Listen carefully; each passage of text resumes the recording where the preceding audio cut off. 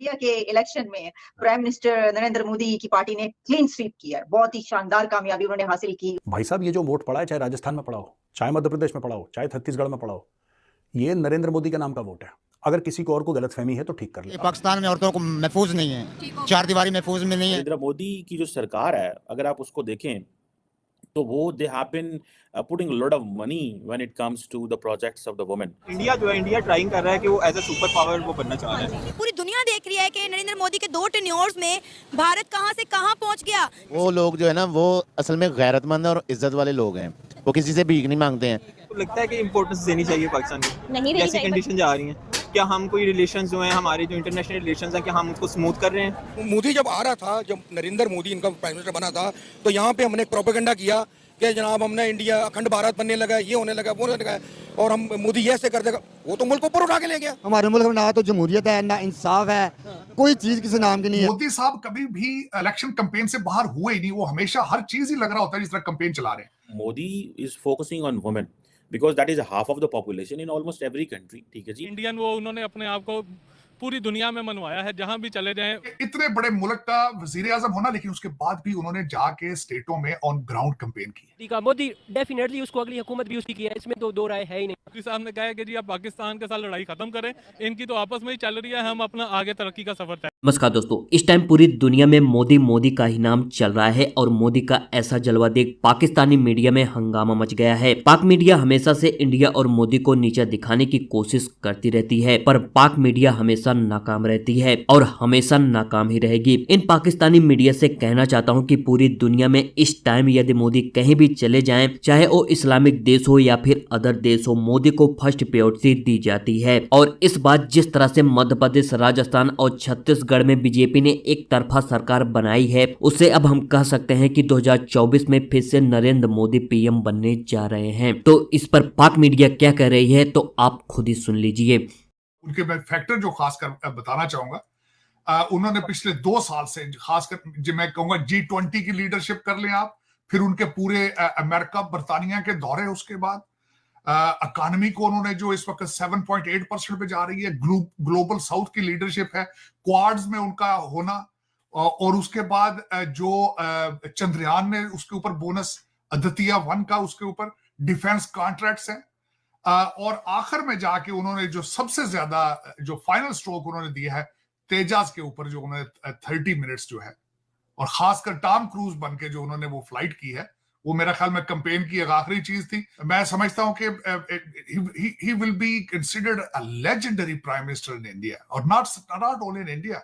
The books will be written on him from his humble background, the way he has taken a country to the superpower level. Pakistan को अब चाहिए कि you haven't remain competitive anymore. आप comparative नहीं, पहले हमेशा आपका comparison किया जाता था भारत के साथ, अब नहीं हो रहा, हो ही नहीं सकता, पॉसिबल नहीं, बल्कि पाकिस्तान के साथ ज्यादती होगी अगर आप भारत के साथ उसका कंपैरिजन करेंगे।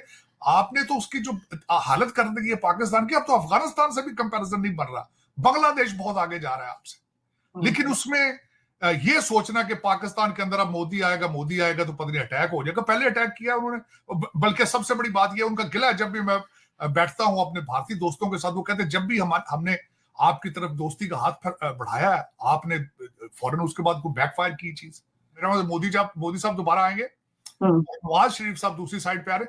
ये भी मुझे पता है आलिया कि हमारी establishment is interested in taking a new start. आज सारी इंडिया के साथ साथ पूरी दुनिया नरेंद्र मोदी के हक में खड़ी हुई है।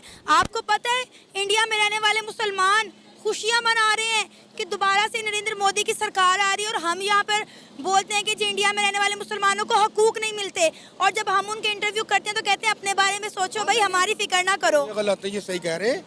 वहाँ के मुसलमान से हमारा क्या काम है?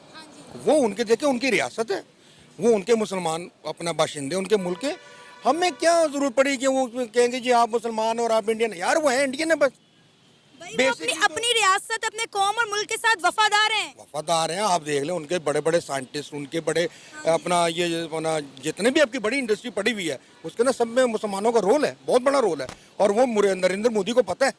वो क्यों करे भाई, वो इंडियन है। अभी जहाँ पे भी नरेंद्र मोदी है ना, वो एक लीडर बन चुके हैं, वो आलमी लीडर बन चुके हैं, वो लीड करता है। ये COP28 की जो अभी सबमिट हुई है उसमें आप देखें हमारे वज़ीर आज़म साहब को देखें, वो एंड पे उन्होंने लगाया हुआ था दीवार के पीछे, ठीक है, और मोदी फ्रंट पे खड़ा था। तो ये चीज़ें देख के हमारे हुक्मरानों के लिए ये शर्मिंदगी का बायस है, वो उन्हें शर्मिंदा होना चाहिए, सीखना चाहिए, हमें सीखना चाहिए। और दूसरी बात ये है कि लोग बात करते हैं कि इंडिया में भी करप्शन है, पाकिस्तान में भी करप्शन, ठीक है, वहाँ का थोड़ा सिस्टम ठीक है, करप्शन थोड़ी है, लेकिन है असमें हमारे निज़ाम ये है गलत है कि हमारी ना रिस्पॉन्सिबिलिटी हमारी किसी और के पास होती है, अथॉरिटी किसी और के पास होती है। जब तक ये दोनों बातें इंडिया की तरह, जब इंडिया के वज़ीर आज़म के पास रिस्पॉन्सिबिलिटी और अथॉरिटी है, उसको कोई एस्टेब्लिशमेंट का बंदा, कोई ऊपर कोई अदलिया का बंदा, जुडिशरी, एग्जेक्टिव, कोई उसको हटा नहीं सकता, ठीक है ना। और हमारे मुल्क में ये कल्चर है कि 4-4 बंदे आते हैं, वो वज़ीर आज़म के तौर पे उनको एक बंदे ने वो बिठाना होता है सामने और उनके इंटरव्यू कर रहा होता है, ठीक है।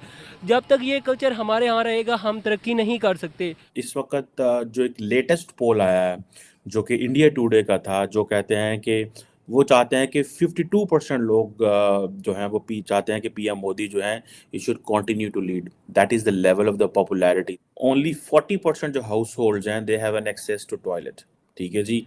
ये फिर ये जो स्वच्छ भारत मिशन एक आया, ठीक है जी, 100 मिलियन घरों के जो टॉयलेट्स है वो बनाए गए रूरल एरिया में।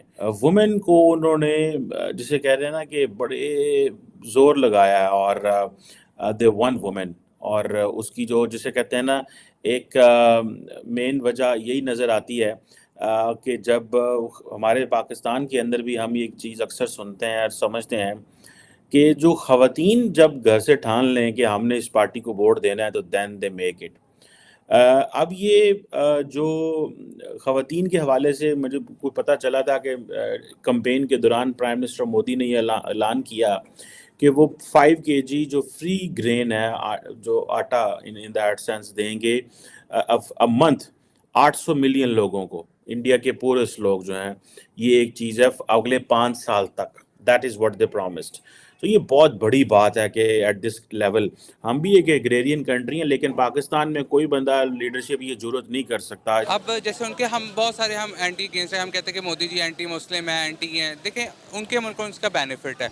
उन्होंने रिसेंटली अपना मार्स चांद का जो है वो प्रोजेक्ट कंप्लीट किया, उनके जो डेवलपमेंट है उनके बहुत सारे लोगों ने कहा नहीं जी ये नहीं वो नहीं, लेकिन उन्होंने अपना प्रोजेक्ट पूरा किया। बहरहाल हम पाकिस्तान में देखते हैं तो पाकिस्तान में सबसे बड़ा प्रॉब्लम ये कि हमारे पॉलिटिकल इंस्टेबिलिटी। हमारे आज तक किसी वज़ीर आज़म ने 5 साल अपने पूरे नहीं किए, जिसका खमियाजा हम सारे भुगत रहे हो। देखिए उनके आप अगर जितनी भी स्पीच एक वज़ीर आज़म होता है ना, अगर आप देखें किसी वज़ीर आज़म को पता होता है कि उसने क्या कारकर्दगी दिखाई है और अगला टेन्योर वो किस हिसाब से जा रहा है, तो उनको ये चीज़ कहने में कोई परेशानी नहीं कि अगला टेन्योर उनका होगा, क्योंकि उनको अपने पॉलिटिकल राइवल्स का, उनको अपनी पॉलिटिकल स्टेबिलिटी का बहुत अच्छे तरीके से अंदाज़ा है।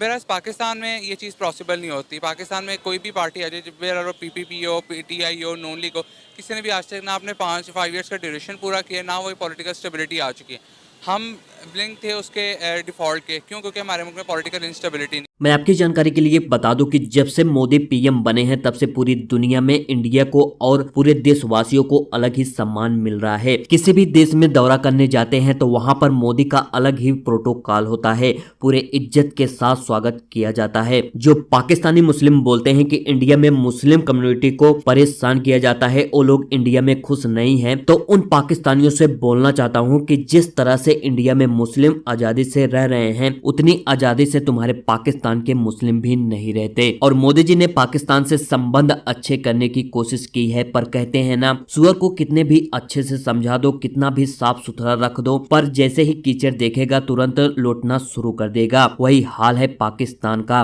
तो यार आपको क्या लगता है कि 2024 में चुनाव जीतने के बाद मोदी से पाकिस्तान को क्या क्या झेलना पड़ सकता है? अपनी राय कमेंट सेक्शन में जरूर बताएं। और वीडियो पसंद आई है तो वीडियो को लाइक और चैनल को सब्सक्राइब जरूर करें। मिलते हैं किसी नेक्स्ट वीडियो में।